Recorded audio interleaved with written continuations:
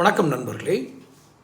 வனிதா விஜயகுமார், நடிகர் விஜயகுமாரின் மகள் சமூக வலைதளத்தில், அதாவது முகநூலில் ஒரு பேட்டி கொடுக்கிறார். பொது செய்தியாளர்களுக்கு ஒரு பேட்டி கொடுப்பதாக ஒரு காணொளி வந்தது. அந்த காணொலியில் அவர் பல விஷயங்களை கூறுகிறார். அவருக்கு ஒரு படத்தில் இளையராஜாவுடைய இசையை அவர் அனுமதி இல்லாமல் அவர் ப்ளே பண்ணியிருந்தார்னு சொல்லி தான் சர்ச்சை வெடிக்குது.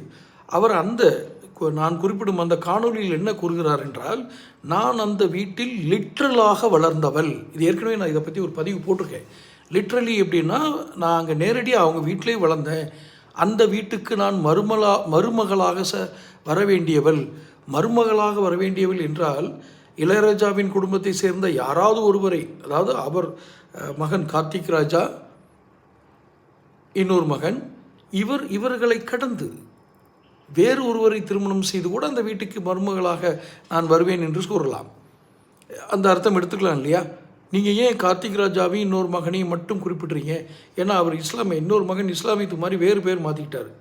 யுவன் சங்கர் ராஜா என்ற பெயரை வேறு பேராக மாற்றிக்கொண்டார். அதனால தான் இன்னொரு மகன் சொன்னேன்.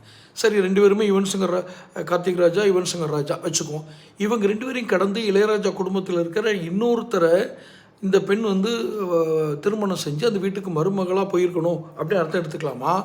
அல்லது யுவன் சங்கர் ராஜாவும் கார்த்திக் ராஜாவில் யாரோ ஒருவர் இந்த பெண்ணை திருமணம் செய்வதாக பெரியவர்களாக சேர்ந்தோ அல்லது அந்த இருவருமோ முடிவெடுத்திருக்கலாம் இல்லையா?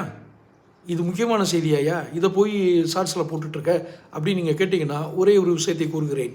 நீங்கள் சாதாரணமாக மிக எளிமையாக கடந்து செல்லும் சில சம்பவங்கள் தான் மிகப்பெரிய முடிவுகளுக்கு காரணமாகிறது.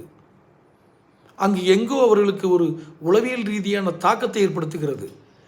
ஒருவேளை நீங்கள் 2 வரிகளில் இதை முடிக்கலாம். ஆம், யாரோ ஒருவர் திருமணம் செய்துன்னு சொல்லியிருக்கலாம், காதலிச்சிருக்கலாம், அது கைகூடாமல் போயிருக்கலாம், பல காரணங்களால் அவங்க வெளியே போயிருக்கலாம் அப்படின்னு நீங்கள் எளிதாக கடந்து போகலாம். ஆனால் இவர்கள் காதலிப்பதாக கடந்த அந்த காலங்கள் உளவியல் ரீதியாக ஒரு பெண்ணை எப்படி தாக்கி இருக்கிறது, அதற்கப்புறம் அந்த பெண் எப்படி தன்னுடைய மாண்புகளை, மரபுகளை, அவருடைய கேரக்டரை எப்படி மாற்றியிருக்காங்கன்றது கூட தாக்கத்துக்கு அது காரணமாக இருக்கலாம் இல்லையா? அப்போது ஒரு பெரிய குடும்பத்திலிருந்து இப்படி நடந்திருக்கிறது. இளையராஜா இசையின் கடவுள். இன்றளவும் நான் காலையிலிருந்து இரவு வரை வெவ்வேறு காலை, மாலை, மதியம் என்று ஒவ்வொரு வேலைக்கும் ஒரு இசையின் சுருதியை கொடுத்து நம்மை மகிழ்விப்பவர். மாற்று கருத்தில்லை. அவர் குடும்பத்தில் இப்படி நடந்திருப்பதாக பொதுவெளியில் வருகிறது. பதில்